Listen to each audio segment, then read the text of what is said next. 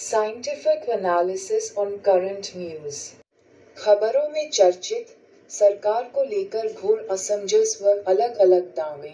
अधिकांश लोग कार्यपालिका को सरकार कहते हैं, कहीं फलाना ढीमका पार्टी की सरकार कहते हैं, कहीं व्यक्ति विशेष की सरकार कहते हैं, कहीं राष्ट्रपति की सरकार कहते हैं। पदासीन लोगों के बयानों, कार्यवाही, कानून व वैधानिक प्रक्रिया बनाने में भारत सरकार स्पष्ट उभर कर नजर नहीं आती है।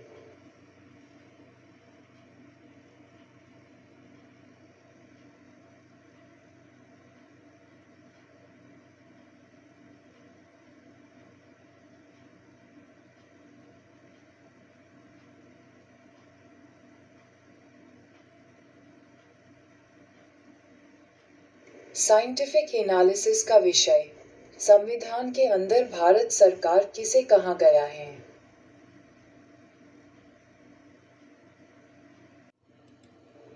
भारत का संविधान किताब रूप में है, इसमें सारी बातें लिखित में हैं, इसको पढ़ने वाला व पढ़कर समझाने वाला व्यक्ति अपनी अपनी बुद्धि के स्तर तक ही समझ सकता है व समझा सकता है, न कि इसके संपूर्ण व्यापक अर्थ को।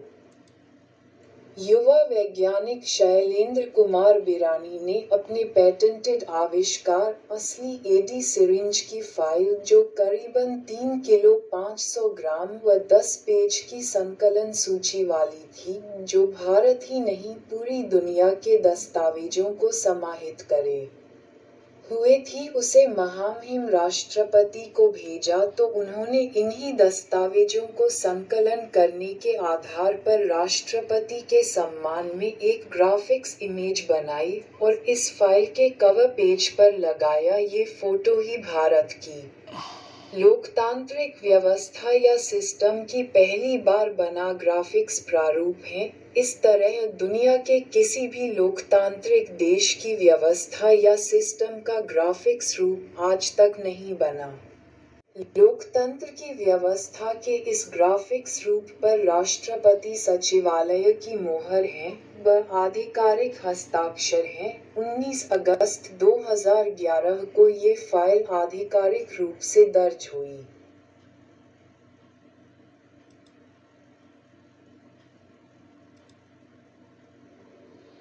आज लोकतांत्रिक व्यवस्था के इसी ग्राफिक्स रूप से संविधान के अंदर भारत सरकार किसे कहा गया है, उसे समझते हैं।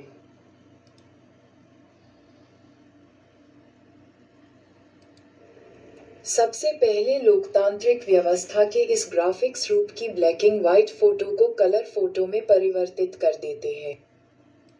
अब पुराने संसद भवन की फोटो हटाकर नए संसद भवन की फोटो से अपडेट कर देते हैं।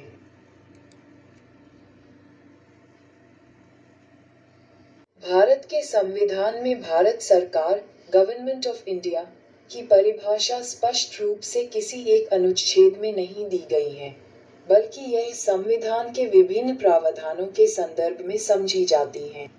वर्तमान में इन्हीं प्रावधानों के अलग अलग अर्थ सभी अपने स्वार्थ, काम व मानसिक सोच की क्षमता के अनुरूप निकालते हैं और भारत सरकार पर अपना अधिकार व वर्चस्व बनाते हैं।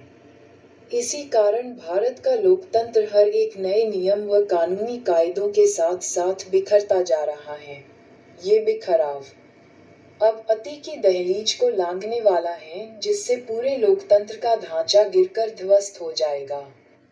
अनुच्छेद 12 में राज्य, स्टेट, की परिभाषा दी गई है, जो मौलिक अधिकारों के संदर्भ में सरकार की व्याख्या करता है। इसके अनुसार राज्य में भारत सरकार, संसद, प्रत्येक राज्य की सरकार व विधानमंडल और भारत के क्षेत्र के भीतर या भारत सरकार के नियंत्रण के अधीन सभी स्थानीय या अन्य प्राधिकरण शामिल हैं। ये राज्य की परिभाषा अपने ही शब्दों के अर्थों के अंतर्द्वंद में उलझी हुई नजर आती है। इसमें एक राज्य शब्द को 2 बार इस्तेमाल किया है और दोनों जगह अलग अलग अर्थ निकल रहे हैं।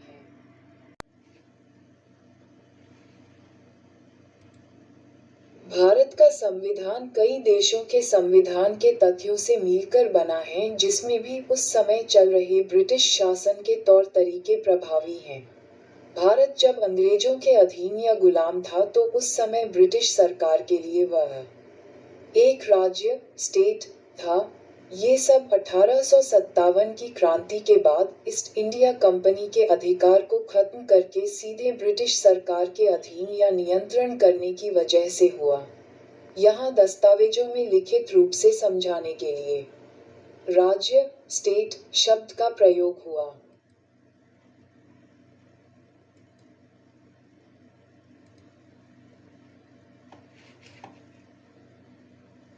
आजादी के बाद ये राज्य स्टेट शब्द बदलकर देश या राष्ट्र हो जाना चाहिए। कई देशों के संविधानों की अलग अलग भाषाओं को ट्रांसलेट करके अपनी सरल भाषा में रूपांतरित करने में ये त्रुटि रह गई लगती है। इस एक शब्द को सही कर देने से अन्य राज्यों की परिभाषा अपने आप ही सही हो जाती है। इसे आज के उदाहरण से समझे। अमेरिका के राष्ट्रपति ने कहा कि वो ग्रीनलैंड और कनाडा को अमेरिका में मिलाना चाहते हैं, इसलिए उन्होंने इन देशों को अमेरिका का राज्य बनने का प्रस्ताव दिया। इसका सीधा अर्थ कोई देश किसी दूसरे देश में मिलता है तो वह उसका राज्य कहलाता है। इसी प्रकार कोई राज्य किसी देश से अलग होता है तो वह स्वतंत्र देश या राष्ट्र कहलाता है। अतः विज्ञान के तर्कों व सिद्धांतों की माने तो संविधान के अनुच्छेद 12 में राज्य शब्द को देश या राष्ट्र से बदलकर सही कर देना चाहिए, क्योंकि भारत या इंडिया ब्रिटिश सरकार से अलग होकर एक स्वतंत्र राष्ट्र बना है। सरकार का व्यापक अर्थ संविधान के ढांचे से निकलता है, परंतु संविधान को ढांचे के रूप में अभिव्यक्त ही नहीं करा गया है।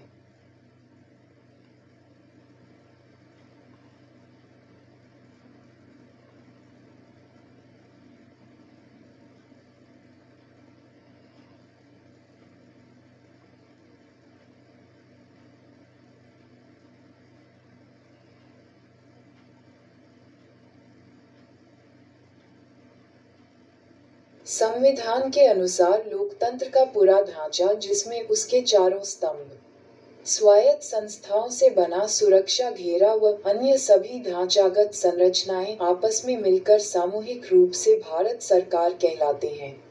यदि इसमें से एक भी हिस्सा रह जाए तो भारत सरकार नहीं बनती है। कोई भी एक संस्था व ढांचे का एक हिस्सा अपने आप को भारत सरकार नहीं कह सकता है। सामूहिक रूप होने के कारण उच्चतम न्यायालय, संसद, प्रधानमंत्री कार्यालय, सभी मंत्रालयों, चुनाव आयोग व कई स्वायत्त संस्थाओं के नाम के आगे भारत सरकार लिखा जाता है। कोई भी संस्था, लोकतांत्रिक स्तंभ भारत सरकार के रूप में आदेश जारी व कार्यवाही नहीं कर सकते हैं। कानून, नियम व आदेश पर एक बार राष्ट्रपति साइन कर दे तो उसे ही भारत सरकार का आदेश माना जाता है। संविधान का अनुच्छेद 77 भी इसी बात की पुष्टि करता है। इसके अनुसार भारत सरकार के सभी कार्यकारी कार्य राष्ट्रपति के नाम से किए जाते हैं। सरकार को संविधान के भाग 5, अनुच्छेद 52 से 151 तक के तहत परिभाषित कार्यकारी शक्ति के रूप में करा है। इसमें राष्ट्रपति, प्रधानमंत्री और मंत्रिपरिषद शामिल हैं। इसका सीधा अर्थ प्रधानमंत्री की प्रमुखता वाली कार्यपालिका कार्य के आधार पर अपने आप को सर्वोच्च कह सकती है, परंतु भारत सरकार नहीं कह सकती है।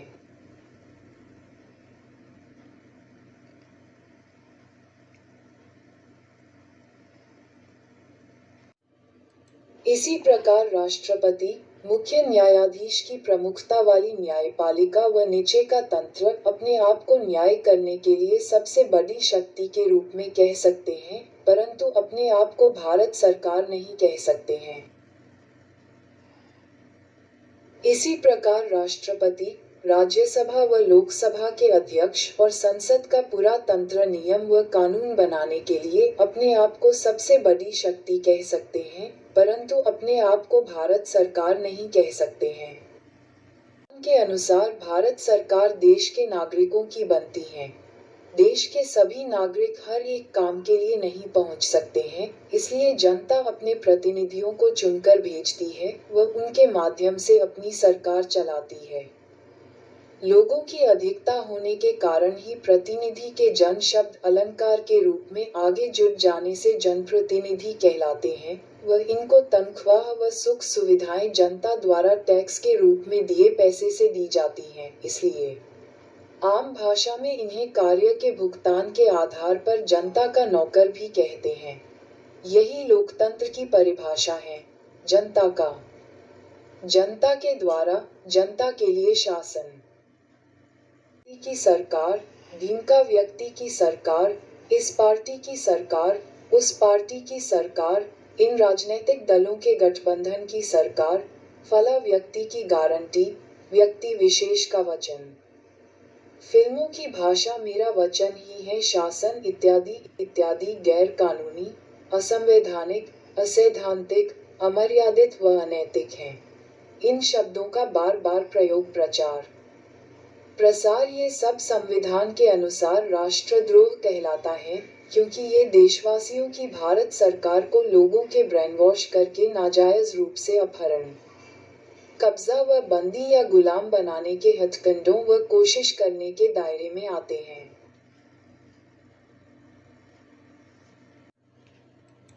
संविधान का अनुच्छेद 13 भी अनुच्छेद 12 से ही जुड़ा है, जो ग्राफिक्स में बताए मूलभूत ढांचे को बदलने की शक्तियां किसी को नहीं देता है, परंतु उनके नाम समय के बढ़ते चक्र के साथ बदले जा सकते हैं और नई संरचनाओं को जोड़ा भी जा सकता है, बेशर्त मूलभूत ढांचा वैसा का वैसा ही रहे। इसे ही आप संविधान संशोधन के रूप में जानते हैं।